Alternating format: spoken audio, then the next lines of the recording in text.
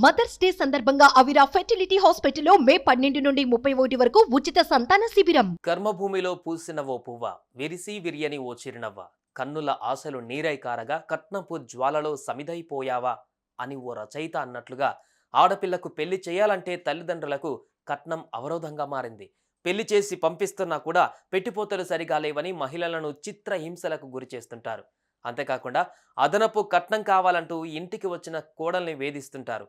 కాలం మారుతున్న వరకట్నం కోసం వేధించేవారు మాత్రం మారడం లేదు. ప్రతిరోజు ఎక్కడో ఓ చోట వరకట్న వేధింపులకు ఆడబిడ్డలు బలవుతూనే ఉన్నారు. తాజాగా వరకట్న వేధింపులతో ఓ వివాహిత ప్రాణాలు కోల్పోయింది. పెళ్ళై 3 నెలలే గడిచింది. ఎంతో భవిష్యత్తు ఉన్న ఆ బంగారు తల్లి కట్నం వేధింపుల కారణంగా అర్ధాంతరంగా తనువు చాలించింది. కాళ్ళ పారాణి ఆరకుండానే కాటికి చేరింది.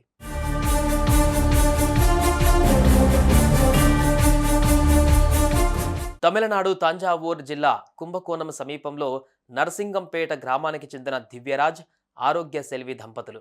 వీరికి 4 కూతుళ్లు, 1 కుమారుడు ఉన్నారు. 3వ కుమార్తె జెన్నిఫర్. మైలాడుతురై జిల్లాకు చెందిన సమీప బంధువు మార్టిన్ రాజ్ ప్రేమించుకున్నారు. మార్టిన్ రాజ్ మలేషియాలో ఉద్యోగం చేస్తున్నాడు. ఇక వీరి ప్రేమ వ్యవహారాన్ని ఇంట్లో పెద్దలకు చెప్పగా వీరి పెళ్లి గురించి మార్టిన్ తల్లిదండ్రులు జెన్నీ తల్లిదండ్రులతో మాట్లాడారు. అయితే 2వ అమ్మాయికి పెళ్లి చేయకుండా 3వ కూతురికి చేయనని చెప్పారు. కానీ వారు తమకు పిల్లనిస్తే చాలు, ఎలాంటి కట్న కానుకలు అవసరం లేదని చెప్పడంతో ఫిబ్రవరి 9న జెన్నిఫర్, మార్టిన్ రాజ్ వివాహం జరిగింది. పెళ్లైన కొన్ని రోజులకు భర్త మలేషియా వెళ్ళిపోయాడు.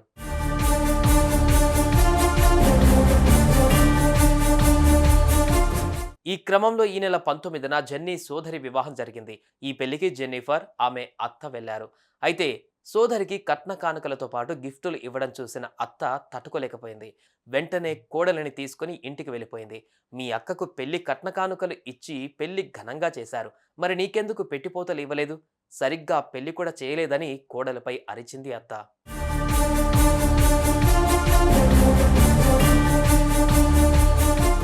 ఇక ఇదే విషయాన్ని తల్లిదండ్రులకు చెప్పుకొని ఏడ్చింది జెన్నిఫర్. అంతలో ఫోన్ కట్ కావడంతో కంగారు పడిన జెన్నిఫర్ తల్లిదండ్రులు తమ కొడుకును కూతురి ఇంటికి పంపించారు. కానీ అప్పటికే జెన్నీ స్పృహ కోల్పోయి కనిపించింది. వెంటనే ఆమెను ఆసుపత్రికి తరలించారు. కానీ లాభం లేకుండా పోయింది. అప్పటికే ఆమె చనిపోయినట్లు వైద్యులు నిర్ధారించారు. అయితే తమ కూతురు మృతికి కారణమైన అత్తను అరెస్టు చేయాలని జెన్నిఫర్ కుటుంబ సభ్యులు డిమాండ్ చేస్తూ ఆసుపత్రి దగ్గర నిరసన చేపట్టారు. ఇక సీన్లోకి ఎంట్రీ అయిన పోలీసులు నిజనిజాలు తెలుసుకొని ఇందుకు కారణమైన వారిపై కఠిన చర్యలు తీసుకుంటామని వారికి సర్ది చెప్పారు. బాధితుల ఫిర్యాదుతో కేసు నమోదు చేసుకున్న పోలీసులు దర్యాప్తు చేపట్టారు.